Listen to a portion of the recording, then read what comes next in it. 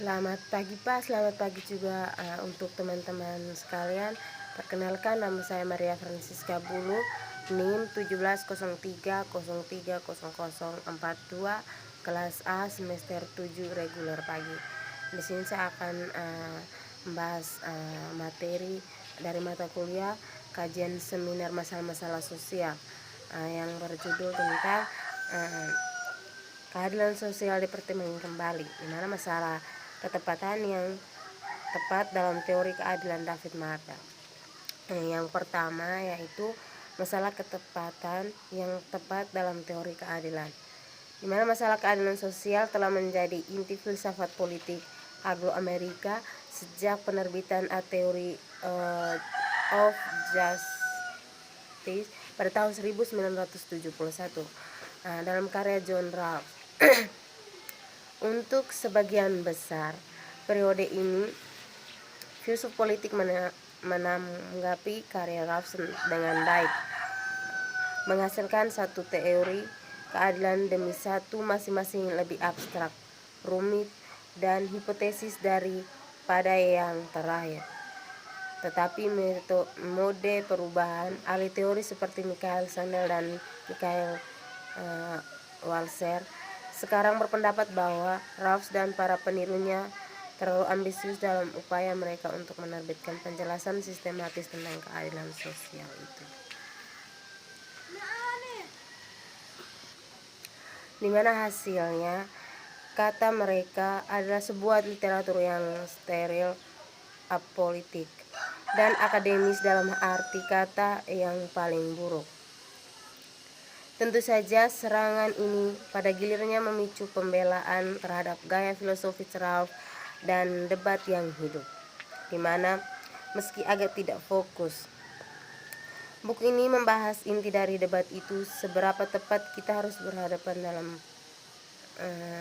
berteori tentang keadilan sosial itu sendiri, di mana menggambarkan pentingnya pertanyaan ini membandingkan pendebatan dua ahli teori keadilan sosial terkemuka, yaitu Ronald Dworkin dan Michael Walzer. Tulisan Dworkin tentang kesetaraan mewakili satu ekstrem sehubungan dengan jenis ketelitian yang mungkin dituntut dari prinsip yang pertama. Dia bertujuan untuk kurang dari deskripsi tentang seperti apa kesetaraan lengkap antara setiap anggota masyarakat dengan mempertimbangkan sumber daya yang mungkin dimiliki setiap orang, efek dari keputusan dan tindakan setiap orang pada kepemilikan semua orang selama seluruh hidup mereka, dan memberi kompensasi kepada individu atas kecelakaan latar belakang sosial dan kekayaan alam. Untuk mendeskripsikan persamaan sempurna antara individu, Dworkin mengusulkan eksperimen pemikiran konsep faktual yang menggunakan perangkat lelang hipotesis sumber daya. Dia kemudian mencoba untuk menunjukkan dalam serangkaian langkah bagaimana kita bisa memperkirakan hasil lelang semacam itu dalam praktiknya. Seperti yang dia catat sendiri, bahwa proyek ini mencerminkan gaya tertentu yang baru-baru ini mencengkram banyak filosof Anglo-Amerika ini. Ini adalah gaya yang penuh dengan fungsi, preferensi, matematis, kontrak sosial, fiktif, dan paragraf lainnya. Yang berikut saya akan menjelaskan sedikit tentang strategi argumen. Saya ingin menghindari jenis pertanyaan mengemis yang merupakan karakteristik dari banyak perdebatan saat ini, di mana tentang keadilan sosial. Jadi saya mengambil isyarat dari John Rawls karena tidak ada ahli teori lain yang mencurahkan setengah perhatian untuk masalah ini. Persis yang sesuai. Masalah itu telah menjadi salah satu fokus utama karir filosofis paru-paru Rawls. Sebagai gagasan tentang keadilan prosedural murni, posisi sosial yang representatif, barang primer, struktur dasar, dan yang tertentu konstruktivisme Kantian. Semua membuktikan dalam A Theory of Justice, Rawls sudah mengantisipasi dan menolak beberapa cara pendekatan terhadap masalah keadilan sosial yang muncul kembali. Jika dia benar dalam menolak alternatif-alternatif itu, usahanya sendiri menjadi signifikan dengan cara yang tidak dihargai secara umum. Mungkin kegagalan teori-teori keadilan berikutnya hanya bukti bagus dari kebenaran pembacaan awal Rawls tentang masalah tersebut. Jika demikian, caranya sendiri dalam mengemukakan masalah terlihat lebih seperti ujian. Yang berikutnya saya akan membahas sedikit tentang mempertimbangkan kembali pluralisme. Akal sehat jika jenis teori yang ditawarkan oleh doktrin dan lain-lain terlihat rumit, dan jika teori Rawls terlalu menyederhanakan masalah keadilan sosial, di mana apa alternatifnya? Runtuhnya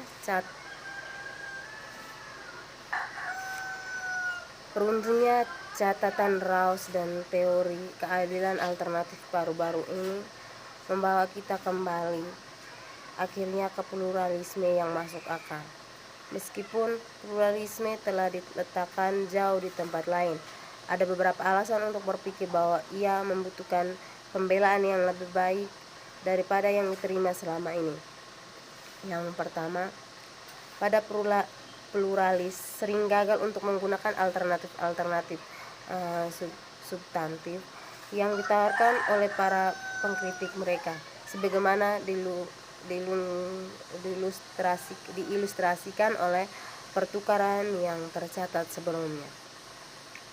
Sesuatu yang saya harap dapat dikoreksi dalam buku ini. Kedua, karena saya fokus pada kesulitan yang melekat dalam kompensasi yang berbeda dari subjek utama keadilan sosial, saya juga harus mempertimbangkan pandangan Walser bahwa kita harus fokus pada konteks distributif yang berbeda atau bidang keadilan sebagai subjek utama kami daripada klaim keseluruhan dari individu tertentu atau struktur dasar secara keseluruhan. Meskipun pandangan ini menghindari banyak masalah yang muncul untuk pendekatan lain untuk berteori tentang keadilan sosial, ia juga memiliki kesulitan yang harus diakui dan dinilai. Akhirnya, dan yang paling penting, saya percaya bahwa baik pada pluralis maupun para pengkritiknya telah teralih oleh isu-isu epistemologis, dan bahwa para pluralis telah membuat jenis yang salah dalam argumen umum untuk posisi mereka. Sampai catatan ini diperbaiki, perdebatan tentang keadilan sosial akan tetap teralihkan. Yang berikutnya adalah struktur dasar dan gurun pribadi. Dalam struktur dasar sebagai subjek, John Rawls mencoba untuk menetapkan klaim berikut.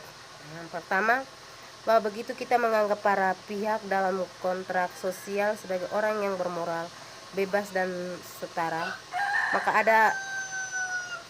ada adalah alasan kuat untuk mengambil struktur dasar sebagai mata pelajaran utama.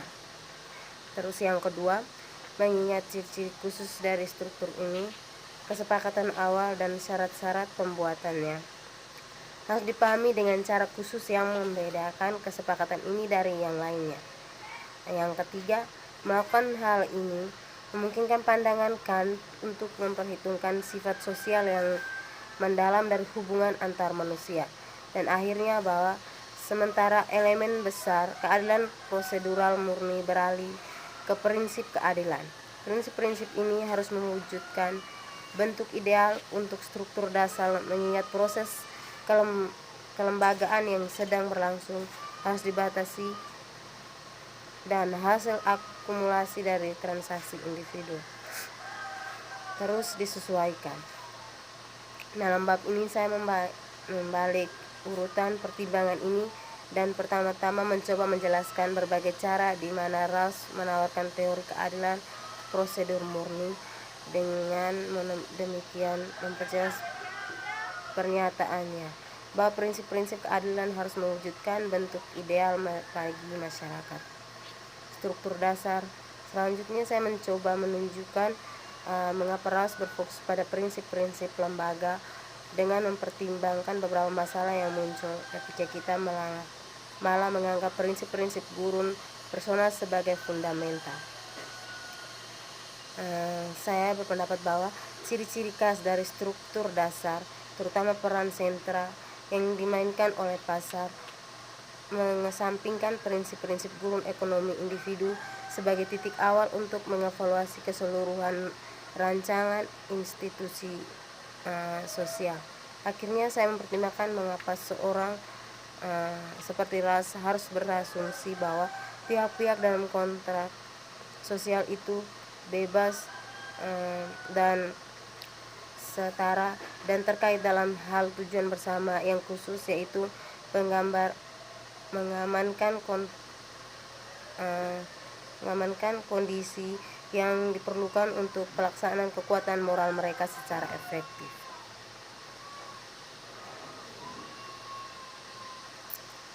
Yang berikutnya adalah struktur dasar dan keadilan prosedural. Seperti yang pertama kali diamati oleh Hugo Bedau beberapa waktu setelah gelombang awal tangkapan kritis Rawls, pertanyaan tentang apakah teori keadilan itu tentang bentuk poros utama ketidaksetaraan tentang keadilan. Bedau berpendapat bahwa selama ini ada dua cara berpikir utama keadilan.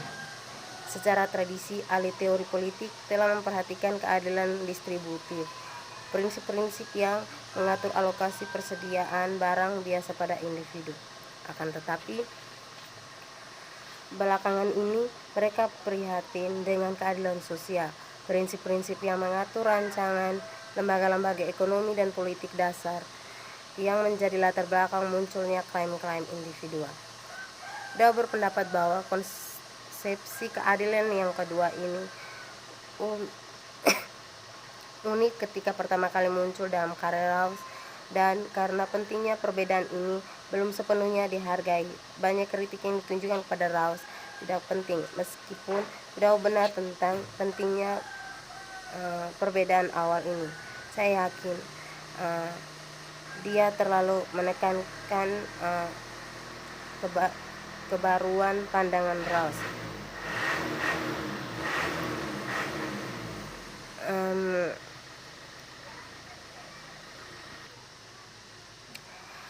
Bagian dari tesis kelembagaan yang dianggap Bedau berasal dari Rawls terlalu kuat, namun demikian Bedau telah memahami alasan Rawls untuk berfokus pada lembaga sosial lebih baik daripada kebanyakan kritikus lainnya.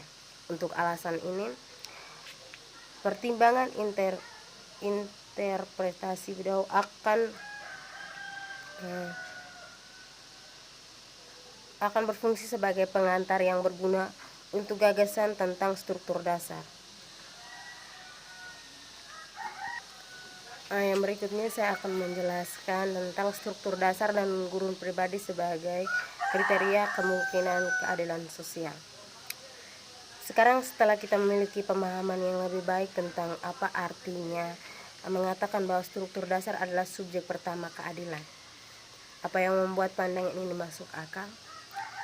Sebagaimana dikemukakan Bedau, sepanjang Rawls berargumen bahwa keadilan sosial adalah persoalan keadilan prosedural murni, terkadang oleh kelembagaan yang struktur dasarnya, bentuk fundamentalnya adalah silogisme yang terpisah-pisah. Yang pertama, hanya ada 3 macam keadilan untuk memulai, yaitu keadilan prosedural yang tidak sempurna, sempurna dan murni. Yang kedua, yang pertama harus dikesampingkan karena kita tidak dapat sampai pada kriteria independen yang memuaskan untuk distribusi yang adil kepada individu dengan demikian. Terus yang ketiga, keadilan sosial harus menjadi masalah keadilan prosedural murni, sebagai paru-paru sebagai skeptisme total tentang kemungkinan teori keadilan tidak mengambil alih. Jelas, jika ini adalah struktur argumen Rawls, maka premis kedua berisi angka penting. Mengapa Rawls mengesampingkan kemungkinan untuk sampai pada prinsip independen yang memuaskan dari secara virtual setiap prinsip keadilan yang telah digunakan sebelum dan sejak a theory of sudah seperti ini. Masing-masing dimasukkan sebagai standar untuk menilai